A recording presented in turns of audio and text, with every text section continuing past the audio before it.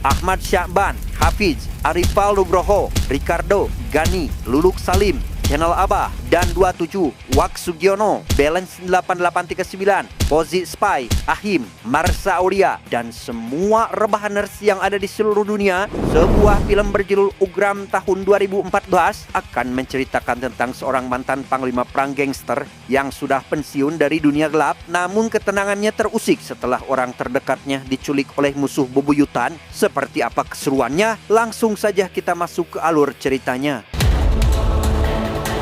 Cerita diawali dengan memperlihatkan kekejaman yang dilakukan oleh salah satu geng terkuat India dipimpin oleh orang bernama Sipa Rudra atau kita panggil saja Rudra, yang mana Rudra memiliki seorang musuh bebuyutan yakni pemilik pelayaran bernama Prabakar yang menolak kesepakatan penyelundupan barang miliknya ke beberapa negara. Hal itu membuat Rudra marah dan langsung menghabisi istri Prabakar saat itu juga. Belum puas sampai di situ, Rudra juga berniat menghabisi anak Prabakar yang membuat Rudra terpaksa harus menyetujuinya. Namun di sisi lain, Prabakar rupanya berniat membalas dendam kepada Rudra dengan menghentikan kapal yang membawa barang tersebut dan memindahkannya ke kapal lain untuk dijual. Kemudian Prabakar dan anaknya pergi melarikan diri dari India.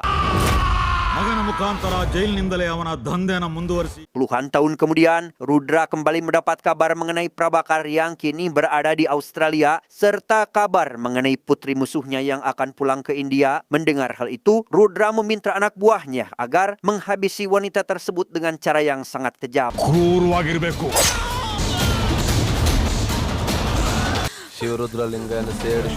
Mendengar anaknya dalam bahaya, Prabakar lantas menelpon seorang pria bernama Piswak untuk meminta bantuan agar menolong anaknya yang sedang dalam bahaya. Bingung karena dirinya tak bisa berbuat apa-apa, terlintas dalam benak Piswak ingin menelpon temannya yang merasa bisa mengatasi masalah ini, yaitu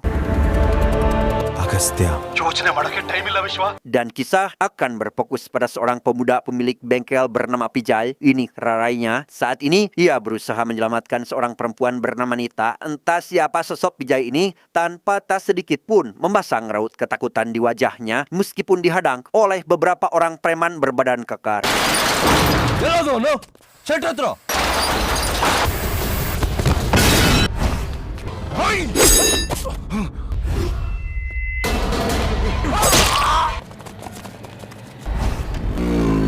Setelah berhasil menyelamatkan Nita, Pijay mendapat peringatan dari Piswak mengenai Nita yang sangat dicari oleh Rudra karena menurutnya Rudra merupakan orang paling berpengaruh di wilayah ini. Maka tak sulit baginya untuk menemukan Nita karena hampir semua divisi, baik itu polisi, pejabat, dan perangkat pemerintah lainnya akan tunduk terhadap perintah Rudra, di mana saat ini orang yang dapat dipercaya melindungi Nita hanyalah Pijay seorang diri.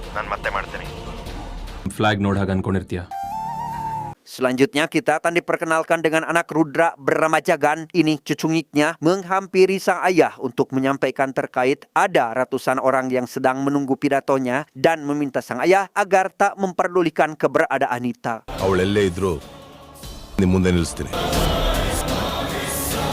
Setibanya di rumah, Pijay memberitahu Nita agar berhati-hati dengan kedua sepupunya yang sedikit nakal, sekaligus memperingatkan untuk tidak memberitahu ibunya mengenai tujuan kedatangan Nita ke sana jika ingin diperbolehkan tinggal di sini.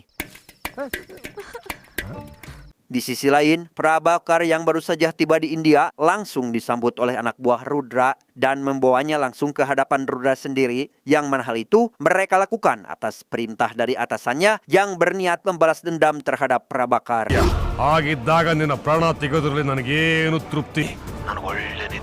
Sementara itu, Nita yang baru pertama kali pergi ke pasar tradisional dikejutkan dengan sikap salah satu pedagang yang sedang marah-marah kepada para pembeli yang membuatnya sangat ketakutan ketika membeli sayuran di tempat ini. Selesai berbelanja, Nita sempat mendapatkan gangguan dari para preman pasar, namun ketika melihat Pijay, nyali mereka langsung ciut, yang entah karena alasan apa, Pijay begitu sangat ditakuti.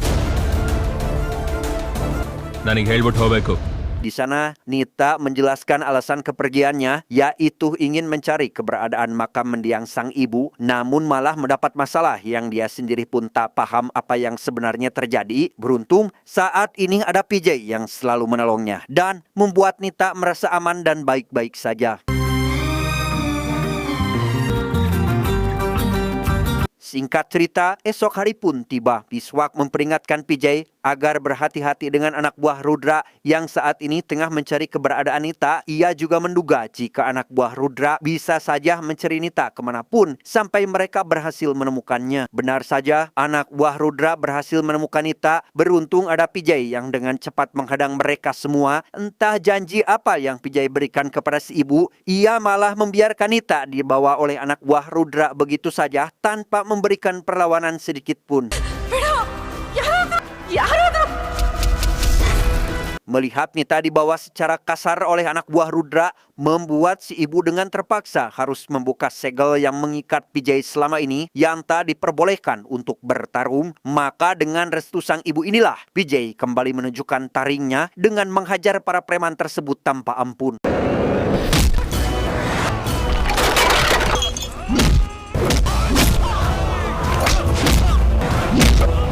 Ya, entah siapa PJ sebenarnya, ia dengan kekuatan penuh mampu mengalahkan anak buah Rudra dengan mudah hanya dengan seorang diri dan tanpa ada perlawanan sedikit pun dari pihak musuh.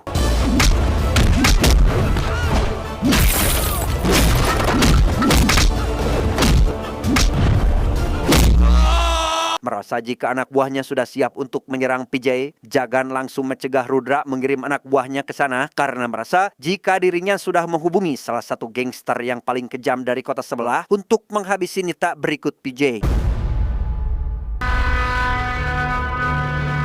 Ibu PJ sendiri sempat khawatir dengan Nita yang tak kunjung keluar dari kamarnya sejak tadi pagi, tapi ternyata Nita sedang menyiapkan baju untuk pergi ke makam mendiang ibunya dan memohon agar PJ mengantarkannya ke makam mendiang sang ibu untuk yang terakhir kalinya.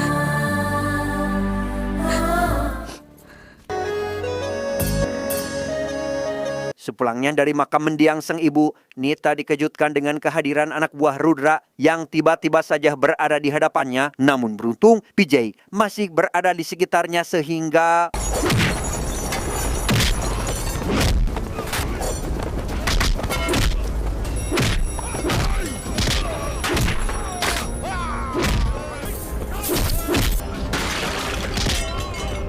di tengah baku hantam yang masih berlangsung, orang suruhan Jagan pun datang ke tempat tersebut untuk membawa Nita secara paksa. Namun ketika melihat PJ, si preman langsung ngabecir mangpret seakan melihat sosok malaikat maut ada tepat di hadapannya.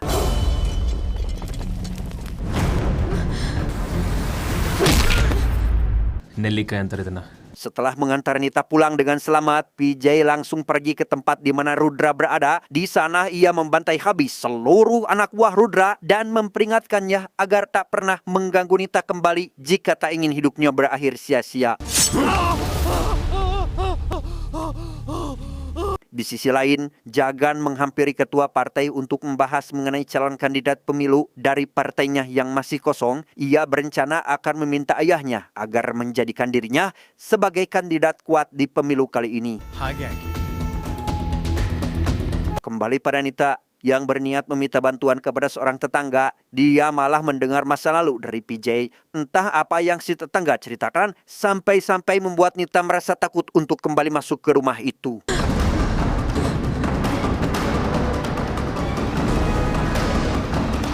Di tengah ketakutannya, Nita malah diminta mengantarkan secangkir kopi kepada PJ yang sedang bekerja. Ia kembali dibuat takut ketika melihat tato di tangannya yang entah itu simbol apa, apalagi ketika PJ dibawa ke kantor polisi. Demi mengetahui masa lalunya, Nita yang dikunjungi oleh Piswak bertanya tentang siapa PJ sebenarnya dan apakah yang dikatakan tetangganya benar atau salah. Piswak pun menjawab, sejenak kita akan dibawa mundur ke beberapa tahun lalu, lebih tepatnya di salah satu wilayah bernama Mugor yang dikenal sebagai tanah para gangster, di mana cerita PJ dimulai dari tempat tersebut. Pada waktu itu, ada ketua gangster bernama Dasana datang dengan rencana besar ketika melihat wilayah Mugor yang jauh dari hukum dan ketertiban, di mana Dasana dengan cerdik mengembangkan wilayah Mugor yang tadinya dianggap sebagai provinsi tertindas, perlahan mulai menarik penduduk desa ke peradaban baru, bahkan Bahkan kelompok Dasana membuat kerusuhan dan mengguncang pemerintahan agar Mugor dianggap sebagai zona mati oleh pemerintahan itu sendiri dan menjadikan Mugor sebagai medan perang bagi para gangster terkuat agar dapat memerintah wilayah Mugor sesuai keinginannya. ಜನರನ್ನ ಸಾಯಿಸಿ ಅವರ ಏರಿಯಾ ಮತ್ತು ಆಪರೇಷನ್ಸ್ ಮಾಡತೊಡಗಿದರು. ಒಂದು ರಣರಂಗವಾಯಿತು.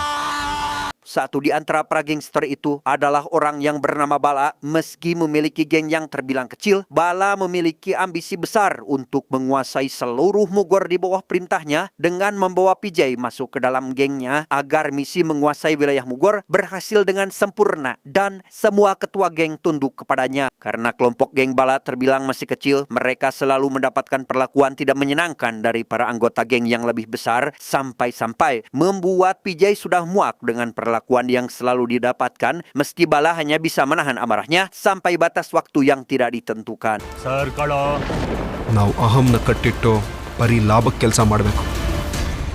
Suatu hari ketika salah satu geng masuk ke wilayah kekuasaan Bala dan berniat mengambil alih tempat ini, PJ melihat seorang gadis hendak ingin digadabah oleh ketua gangster tersebut, di mana hal itu membuat kesabarannya sudah tidak bisa lagi ditahan, sehingga inilah yang PJ lakukan.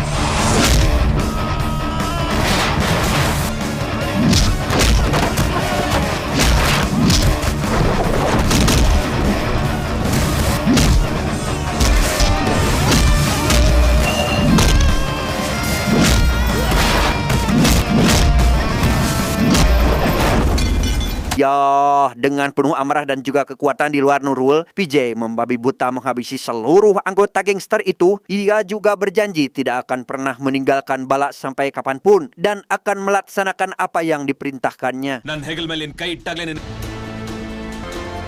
Melihat salah satu anggotanya dihabisi oleh geng yang diketuai oleh orang yang bernama Sadanan, PJ berniat untuk menghabisinya saat itu juga. Namun hal itu langsung dihentikan oleh teman-temannya yang lain karena tak ingin membuat masalah dengan sosok tersebut, meski Bala harus dibawa ke penjara atas rencana yang dibuat oleh Sadanan. Menyadari Sadanan berencana akan menghabisi Bala ketika dipindahkan ke penjara yang lain, PJ berniat melakukan penyerangan terhadap geng tersebut dan menyelamatkan Bala. Tapi sebelum itu, ia lebih dulu mentato tangannya sesuai penglihatan si tukang tato. Hingga tak lama, PJ langsung memulai aksinya dan...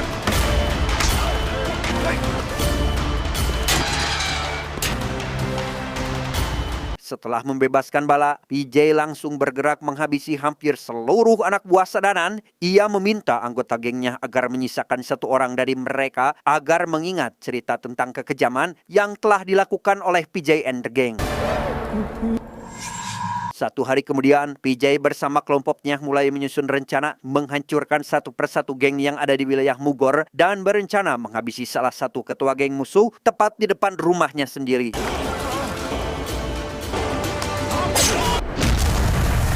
Kematian itu membuat sedikit gejolak di antara para geng yang masih menganggap jika geng Bala adalah geng kecil yang bertindak semaunya. Namun ada seorang veteran gangster yang meminta seluruh geng tetap bersatu demi kemajuan wilayah Mugor. Di sana, PJ membuat semua orang terdiam dengan pernyataan yang mengatakan bahwa semua kematian ini demi keuntungan geng masing-masing. Bahkan pernyataan itu sendiri disetujui oleh Bala yang menganggap pertemuan ini hanyalah buang-buang waktu saja. Supari kotido.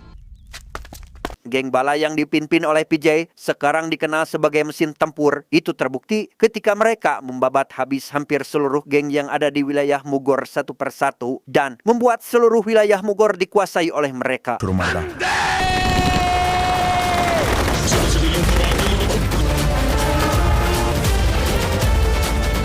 Nama PJ membuat seluruh geng yang tersisa merasa sedikit muak karena tak ada nama lain yang dapat didengar mereka, yang mana salah satu anggota dari geng Bala marah kepada ketuanya karena menganggap jika PJ selalu bekerja sendiri tanpa meminta persetujuan darinya dan tanpa membutuhkan bantuan dari para anggotanya yang lain. Sadanan sendiri memiliki sebuah ide di mana tepat pada hari ulang tahunnya, dia akan mengundang PJ dan seluruh anggota geng yang ada di Mugor agar menghadiri pesta ulang tahun tersebut, yang pada kenyataannya ia akan menghabisi PJ tepat di waktu acara sedang berjalan. Menyadari dirinya telah dijebak, PJ mulai membantai habis anak buah Sadanan satu persatu. Bahkan ia berencana akan menghabisi anak Sadanan saat itu juga.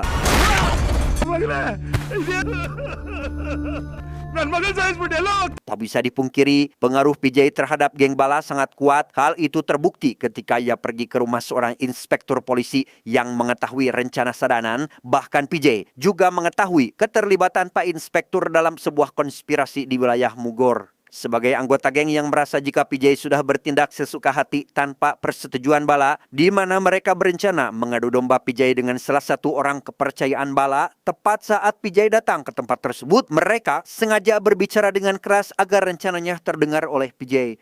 ಮುಗೋರ್ನಲ್ಲಿ ನಿನ್ಗೊಳ್ಳೆ ಹೆಸರು ಬರುತ್ತೆ. PJ yang mendengar sebagian anggota geng beserta orang kepercayaan bala berniat menghabisi ibunya, sontak membuat PJ sangat murka dan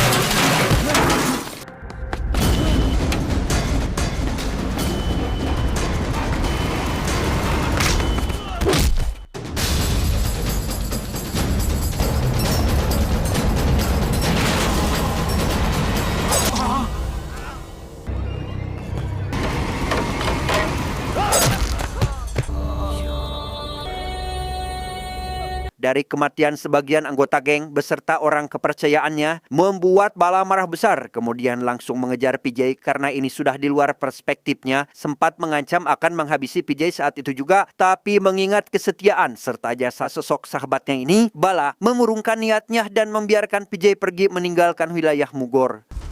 ನೀನ್ ಹೇಳೋ ತನಕ ಇನ್ನೊಬ್ರ ಮೇಲೆ ಕೈ ಮಾಡಲ್ಲ.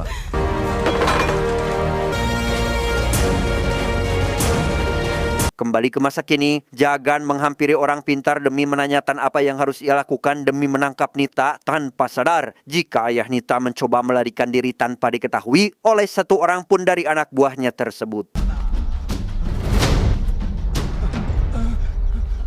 Untuk pertama kalinya, Nita berani pergi ke pasar sendiri dan memarahi si pemilik warung yang tantrum. Hal itu membuat semua orang tampak sangat berterima kasih kepadanya karena selama ini tak ada satu orang pun yang berani memarahi orang tersebut. Sepulangnya dari pasar, Nita mulai memasak makanan kesukaan PJ, yakni oseng kangkung yang akan segera dihidangkan untuk acara makan bersama. ತಿನ್ನೋದಿಕ್ಕೆ ತಿನ್ನಿ. Thank you. Singkat cerita, Prabakar tampak sangat heran ketika dirinya dapat keluar dari kulungan anak buah Rudra tanpa ia sadari jika semua ini adalah rencana Jagan yang berniat untuk menangkap Nita. Namun setelah Nita tertangkap dan berniat akan menghabisinya, Jagan akan terlebih dahulu menghabisi Prabakar agar dirinya dijadikan sebagai kandidat utama dalam pemilu kali ini. ನಾನು ಜೀವನ ಗೂಂಡ ಅನ್ಸ್ಕೊಳಕ್ ಇಷ್ಟಪಡ PJ sendiri mendapat informasi dari Piswak yang mengatakan jika keberadaan Nita dan Prabakar saat ini ada di Provinsi Mugor, ia yang sempat berniat untuk pergi membatalkan niatnya karena masih mengingat betul janjinya dulu kepada Bala yang tak akan kembali ke provinsi itu karena banyak sekali orang yang akan memburunya. Setelah mendapat persetujuan dari sang ibu, PJ kembali datang ke Mugor hanya untuk menyelamatkan Nita dan rela mengorbankan nyawanya sendiri, di mana kedatangan PJ ke wilayah Mugor berhasil diketahui oleh para gangster di sana. PJ juga mendapat informasi dari sahabatnya mengenai Mugor yang bersatu demi menghabisinya. Bahkan Bala sendiri telah menyiapkan pasukan untuk menghabisi mantan sahabatnya ini. ಏನ್ ಮಾಡ್ತೀಯ ನೀನು? Setibanya di Mugor, PJ langsung menghancurkan salah satu bangunan dan menyiapkan semua senjata yang ia bawa kalau ada banyak geng di Mugor yang menyerangnya. Dan setelah semua persiapan selesai, PJ mulai membantai para pasukan yang berniat menghabisinya sehingga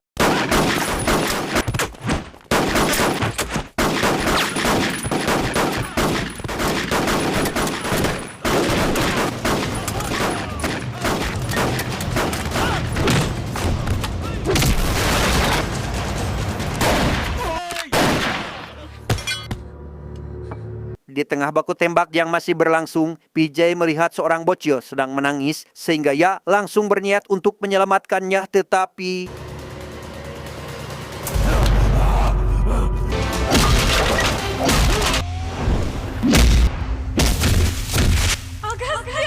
sempat mengira sudah menang karena berhasil membuat PJ terkapar. Ternyata hal itu salah besar karena sebenarnya PJ kembali bangkit dan langsung membrutal menghabisi musuh yang ada.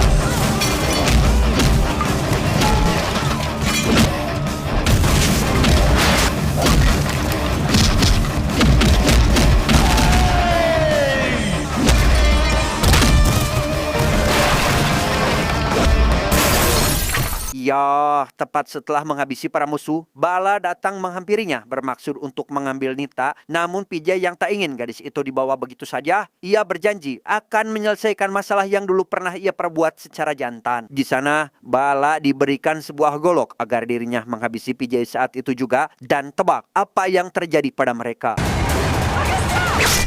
Rupanya Bala tak sanggup untuk menebas sahabat sekaligus orang yang telah dianggap sebagai saudara dengan alasan karena Pijay sudah dalam kondisi lemah, babak belur, hingga berlumuran darah. Yang hal itu bisa saja membuat harga dirinya runtuh sehingga tak ada pilihan lain selain membiarkan Pijay pergi dari Mugor dan memperingatkannya agar tak datang kembali.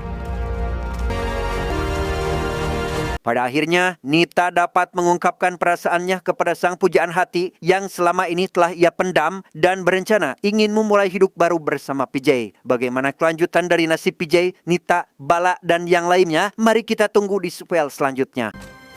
ಇನ್ಮೇಲೆ ಜೀವನ ಪೂರ್ತಿ ಹೊಡೆದು ಜೀವನ ಮಾಡ್ತೀನಿ.